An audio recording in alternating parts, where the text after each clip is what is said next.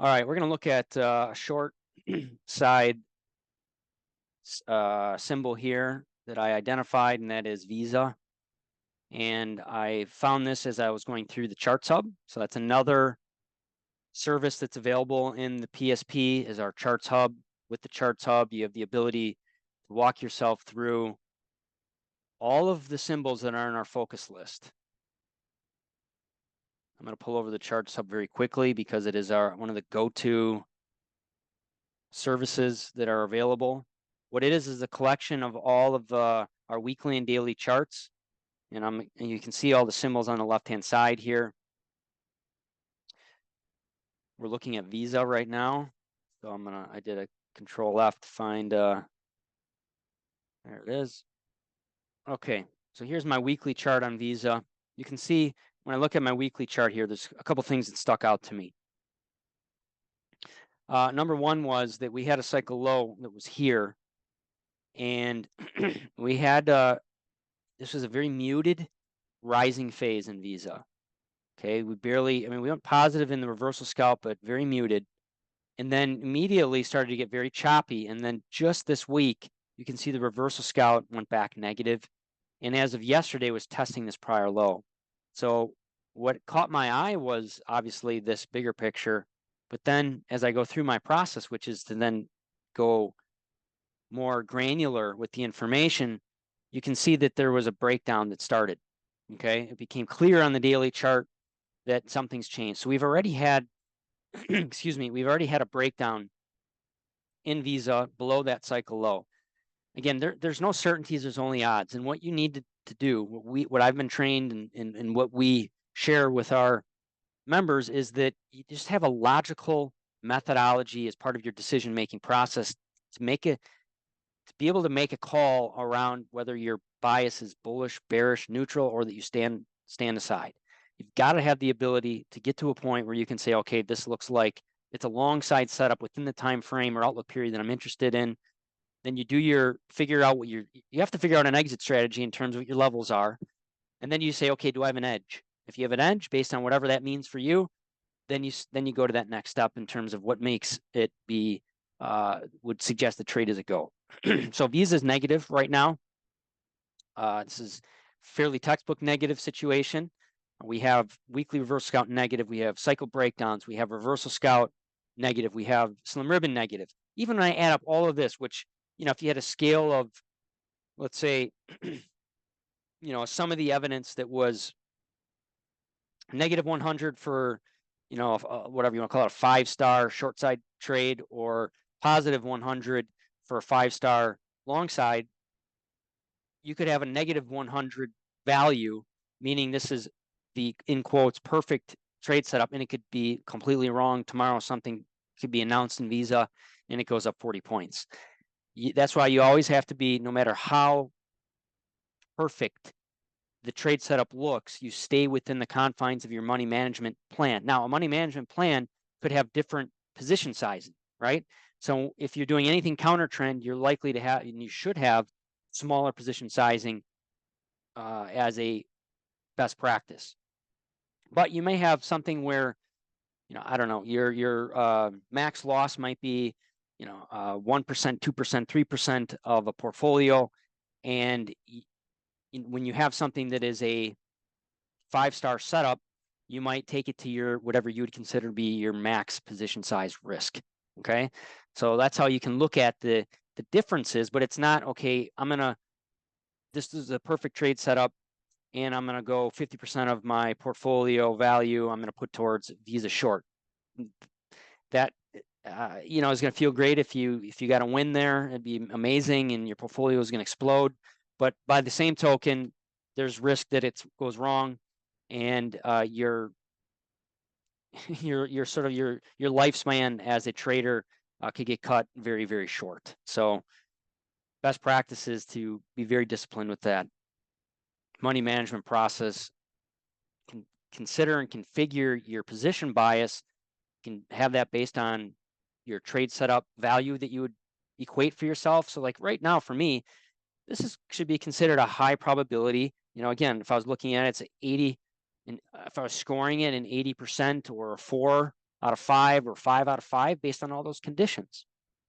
I don't love the fact that it's super duper choppy. I prefer to have more trending stocks or symbols because then it's easier for me to identify the swings. So we're going to take a look at Visa here and see what we can do with the information that I have with it. All right, I'm just getting Visa pulled over. Let's see if I have my drawings or if I have to go pull them up. I mean, today it's already getting weaker, but when I was looking at it yesterday and this morning, it's already down. See, this is the point that I was stressing earlier. That as a trader, you really have to be prepared and ready. And I'm not saying that the trade is over in Visa, but there could be a portion of your trade that you're already taking off at some point. Right now, it's obviously there's more traders looking at Visa, and they're saying that they're in Visa, and maybe they were a near-term, short-term trader in it, and they're like, I'm out, because clearly it's starting to trend now and have some magnitude of a move lower relative to what it was doing. So now it's starting to move. So what I can do here is I'm going to do a draw. So I'm looking at short-term or intermediate trade in Visa. And I do like these swings that I'm seeing. But today it hit the 78.6. So, if I'm totally frank, on the table, honest, which I always am, then there's a portion of this trade I'm already out of because of what it's already achieved.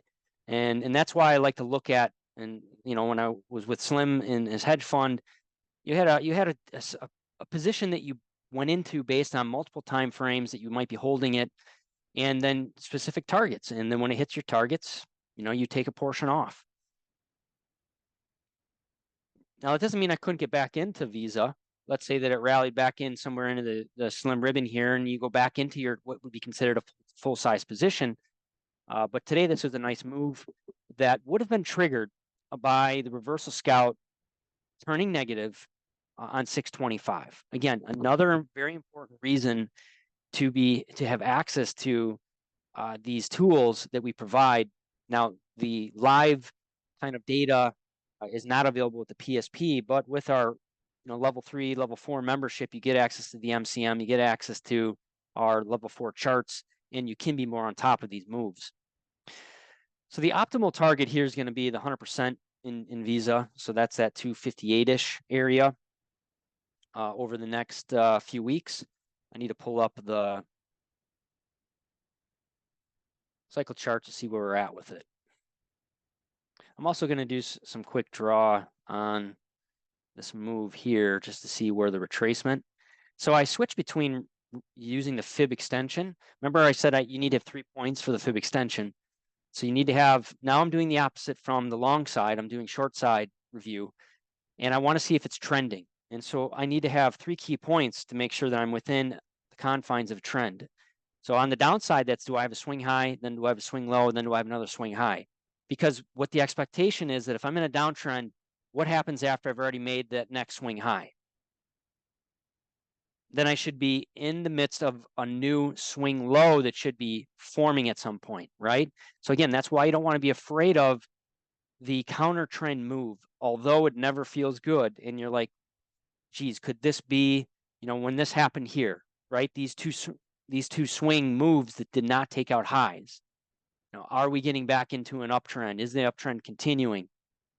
Those aren't easy, but if this was a true swing high and we were in the midst of, say, an ABC correction, then C hasn't developed yet.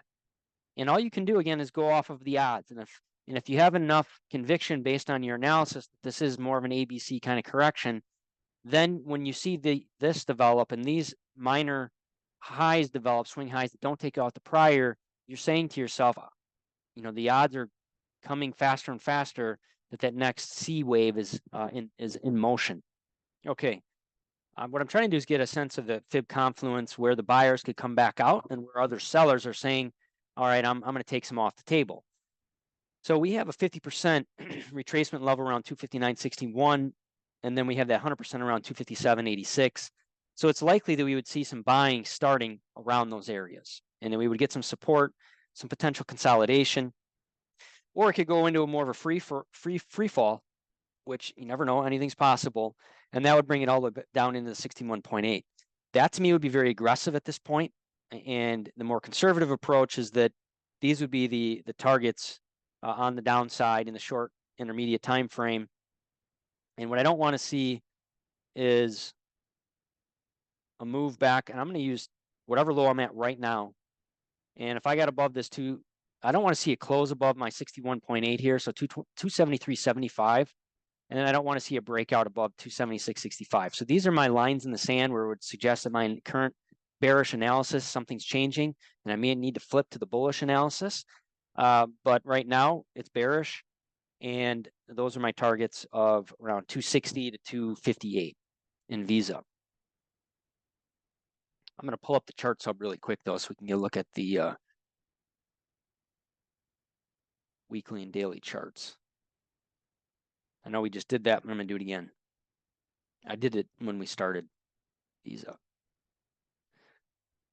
All right, well, here's the deal, is that, based off of this cycle bracket drawing, the evaluation that the team did, there's a long time here for Visa to fall. So that's very interesting to me, that unless we can get back above this week's high, there's a lot of risk in Visa for a number of months. So something interesting is going on with Visa that is causing some selling to come in to that security.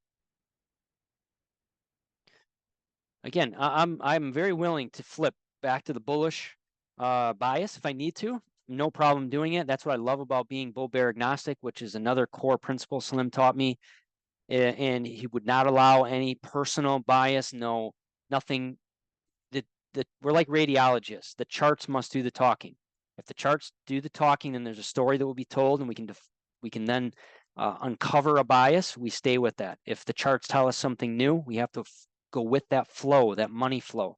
That's how you stay in rhythm with the market. Just because I'm bearish right now doesn't mean I couldn't turn bullish.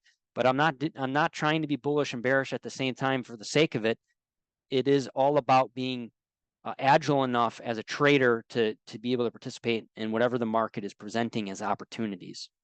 All right, so the weekly, it's telling me that we have time here on the downside. Okay. And again, if we got above this week's high, then I might have to reevaluate, or I probably would reevaluate. Now on the daily, what do we have going on?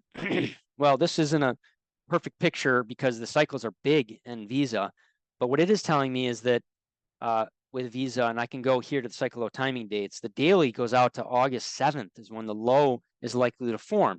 So what is that saying is that from a textbook perspective, from 8.1 to 8.7 is when we should actually see the low. So whatever we're seeing right now, in theory, can't be the low.